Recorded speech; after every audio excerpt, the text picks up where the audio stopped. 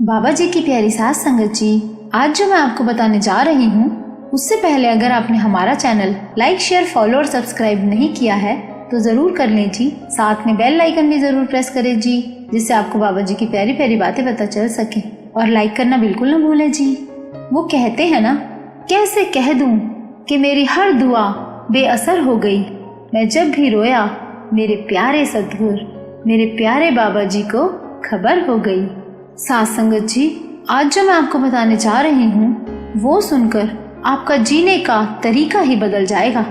आज जिन बातों को हम सब लोग नजरअंदाज करते हैं, आज आपको एहसास हो जाएगा। बस वही जिंदगी में बहुत जरूरी होता है। न जाने लोग अभी तक इन बातों से क्यों अनजान हैं, जो अभी जीते जी नहीं समझ पा रहे कि कैसी कैसी परेशानियों का सामना हमें मरने के बाद करना पड़ता है।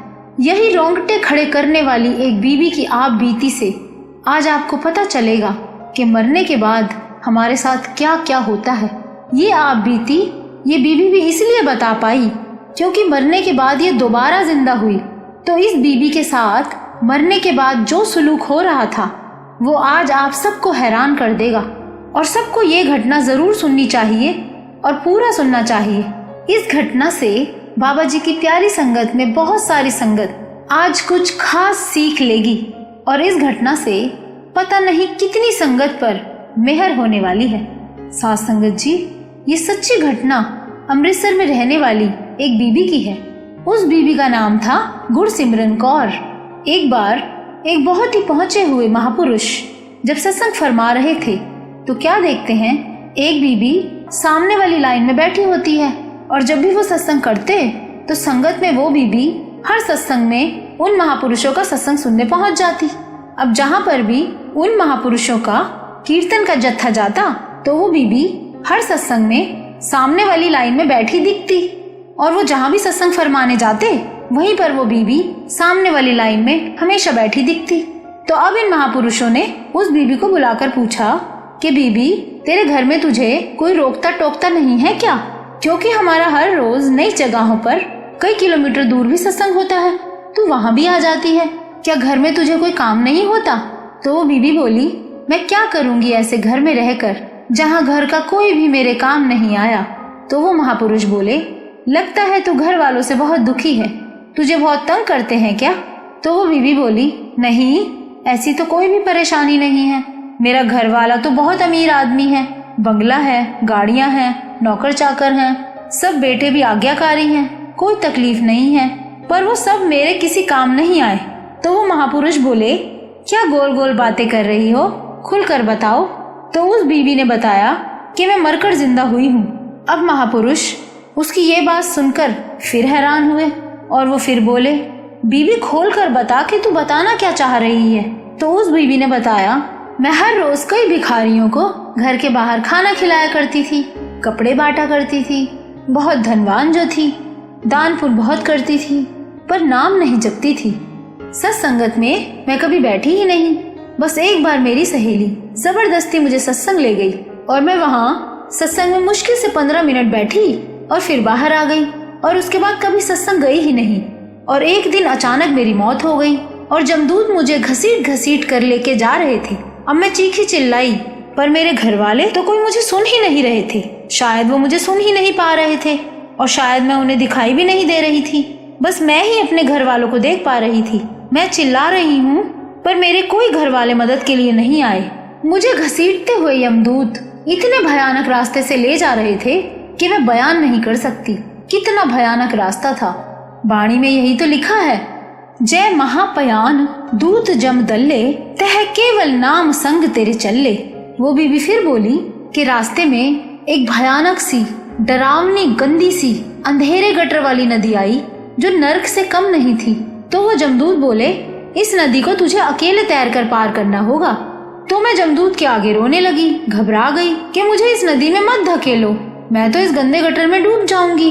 पर जमदूत मेरी कोई बात नहीं सुन रहे थे और वो जमदूत उस नदी में जैसे ही मुझे धक्का देने लगे तो उसी वक्त एक सफेद कपड़ों में एक बीबी प्रकट हुई और उसने मुझे अपने कंधों पर बैठाकर उस नदी से पार करवा दिया।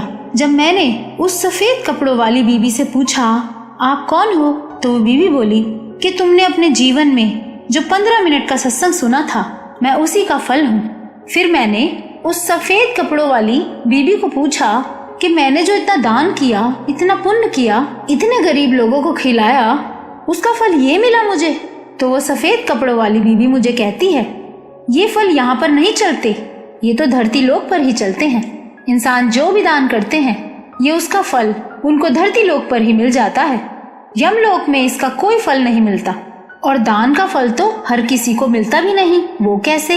वो ऐसे कि बड़े महापुरुष कहते हैं कि दान पुण्य करके अगर 3 बार सिर्फ बोल दो, चाहे अपने किसी मित्र को या अपने किसी रिश्तेदार को या अपने घर वालों को कि मैंने ये दान किया, कि मैंने वो दान किया, तो वो सारा फल खत्म हो जाता है। और आजकल तो लोग जगह जगह दान करने वाली जगह पर अपना नाम लिखवाते हैं, चाहे पानी की टंकी हो या पंखे हो, कि फलाने बंदे ने ये दान किया है। अब साथ संगत जी, सोचने वाली बात यह है कि पंखा तो घूम रहा है और नाम भी पंखे के साथ घूम रहा है, पढ़ा भी नहीं जाएगा, फिर भी लिखवाते हैं। अब वो बीबी गुरसिमरन कौर महापुरुषों को सारी बात बताते हुए आगे की बात बताती है कि नदी पार होने के बाद वो यमदूत मुझे धर्मराज के पास ले गए। तो वो धर्मराज बोले, ये कौन सी गुरसिमरन कौर को लेके आ गए हो? ये तो दूसरी है, इसी के पड़ोस में दूसरी गुरसिमरन कौर रहती है, उसे लाना था। इतनी सी बात बस धर्मराज की चल ही रही थी कि इतनी देर में मैंने देखा कि मेरे रिश्तेदार सब रो रहे थे, मेरा शरीर पड़ा था और इतनी देर में मैं उठ खड़ी हुई। सारे रिश्तेदार और घर वाले सब हैरान और मैं भी हैरान थी। और मैं सोचने लगी कि शायद मैंने कोई सपना देखा हो या मैं ज्यादा देर तक सो गई हो और सबने मुझे मरा हुआ समझ लिया होगा। पर हैरानी मेरी तब और बढ़ गई जब मैंने देखा कि सामने पड़ोस से दूसरी गुरसिमरन कौर के घर से रोने की आवाजें आने लगी, जिसके बारे में धर्मराज ने कहा था। अब वो बीबी महापुरुषों से कहती है कि अब मुझे अच्छे से समझ आ गया कि गलती से ही सही, पर मरने के बाद का नजारा इतना भयानक होता है अगर नाम ना जपा हो। और गलती से 15 मिनट के लिए सत्संग गई थी, वही सत्संग मेरे वहाँ काम आया। वहाँ मेरे सदगुरु जय मुश्किल होवे अत भारी, हर को नाम खिन माही उधारी। अर्थात यमदूत धक्का देने वाले थे और उसी वक्त नाम प्रकट हुआ और उसको पार कराया। और अब वो बीबी बोली, अब कुछ भी हो जाए, मैं सारे काम छोड़कर पहले सत्संग आती हूँ। साथ संगत जी, जब नाम ने ही वहाँ साथ देना है तो हम क्यों ना नाम को पक्का करें। बाबा जी ये नहीं कहते कि घर गृहस्थी छोड़कर नाम जपो, सारी जिम्मेदारियां निभाते हुए नाम को जपना है। तो अब इस घटना से यह यकीन तो आपको जरूर हो गया होगा कि दुनिया में कितने ही रंगों में रंग लो, कुछ हासिल नहीं होगा। एक नाम ही हमेशा साथ निभाएगा, वो ही पार लगाएगा। ये जन्म सिर्फ और सिर्फ नाम जपने के लिए ही मिला है और सब कुछ व्यर्थ है। तो बाबा जी की प्यारी साथ संगत जी, अगर आपको ये वीडियो अच्छा लगा हो तो लाइक ज़रूर करना जी, और इस वीडियो को ज़्यादा से ज़्यादा शेयर करना, जिससे बाबा जी की प्यारी संगत तक ये बहुत ही ज़रूरी बातें पहुंच सके। और इस चैनल को सब्सक्राइब भी ज़रूर करना जी।